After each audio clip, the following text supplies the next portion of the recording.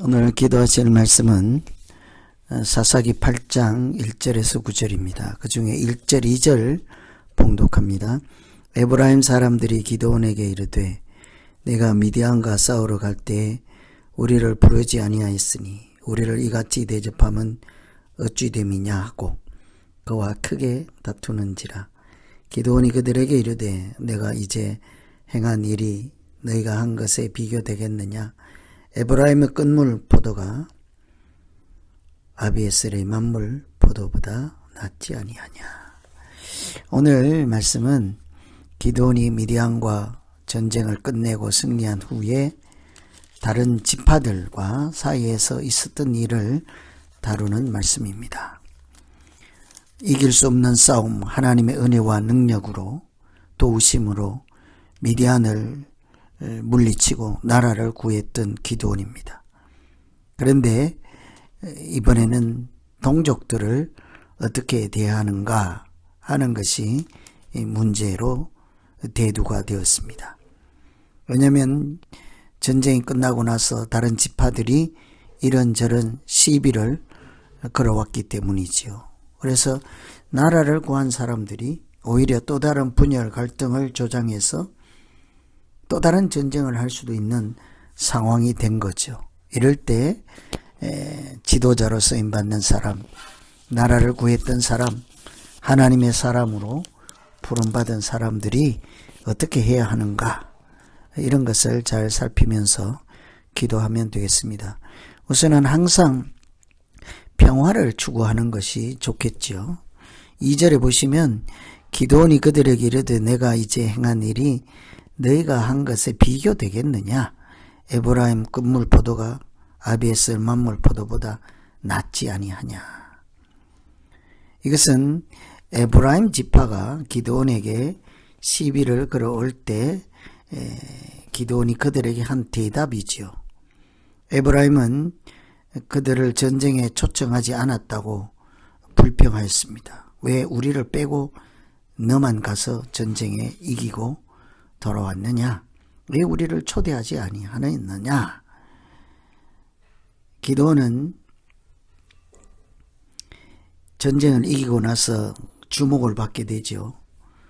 그래서 온 사람들의 추앙을 받게 될 것입니다. 에브라임은 그것을 두고 볼 수가 없었던 거죠.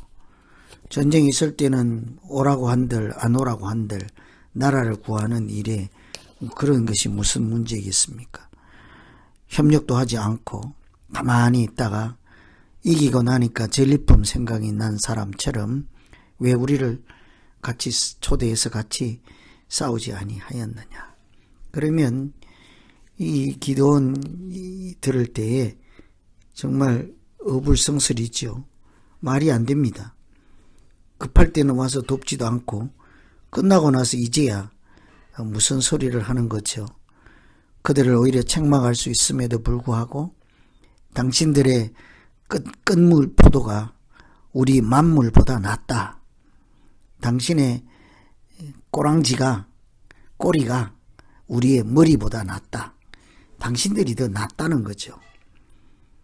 그들을 죽게 세워주고 그들을 인정하고 우리는 초라한 사람이다.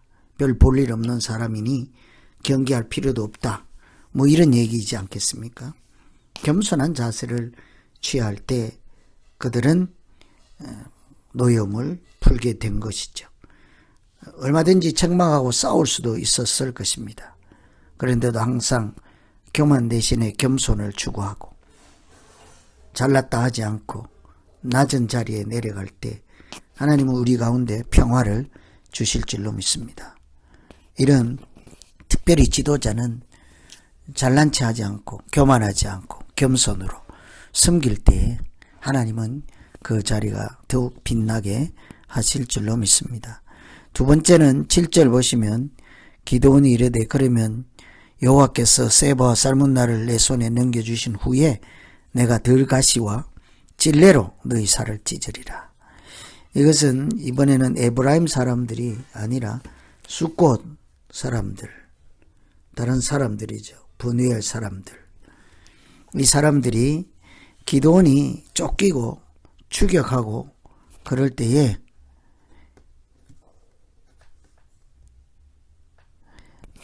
도와달라 함에도 불구하고 이렇게 우리가 왜 당신들에게 도움을 줘야 되냐?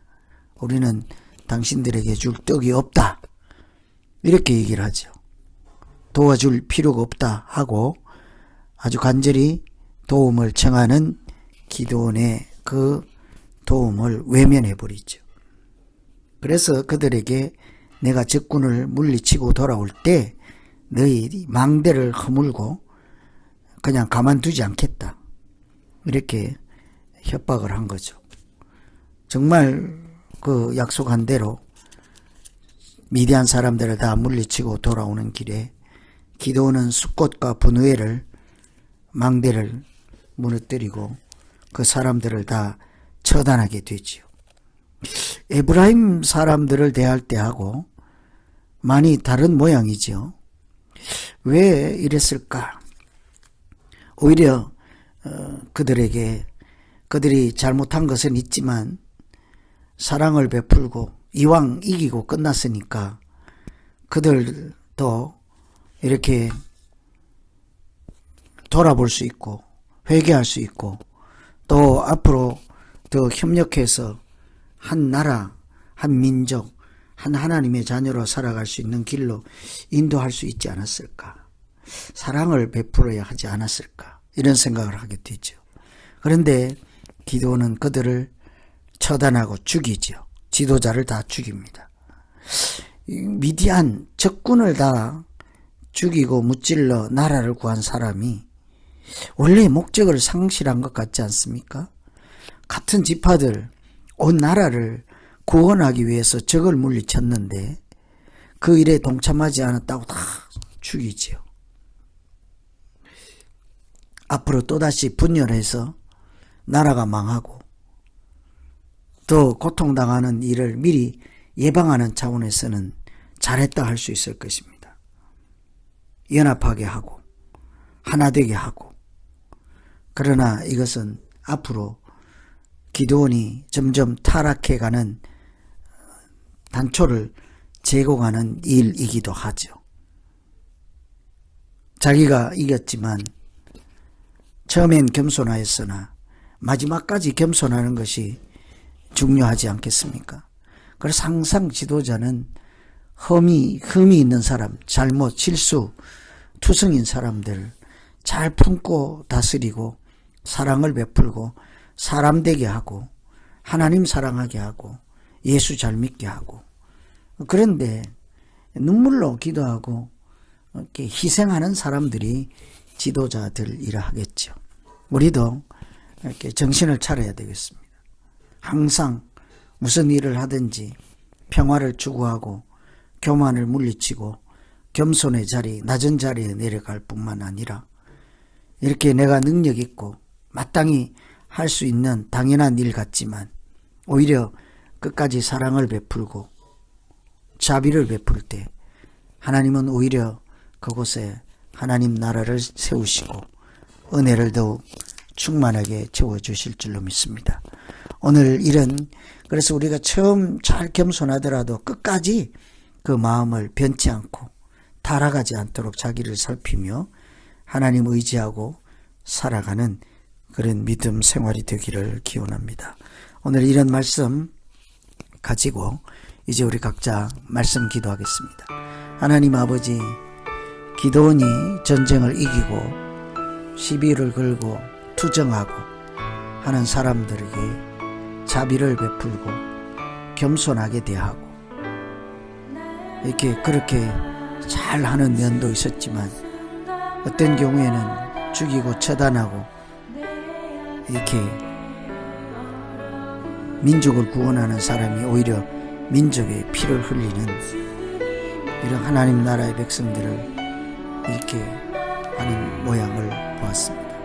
하나님, 우리도 끝까지 겸손 유지하고 처음 마음 유지하고 오직 하나님께 의지하고 하나님의 뜻에 따라 믿음 생활에 갈 수 있는 우리 모두 되게 하여 주시옵소서. 예수님 이름으로 기도하옵나이다.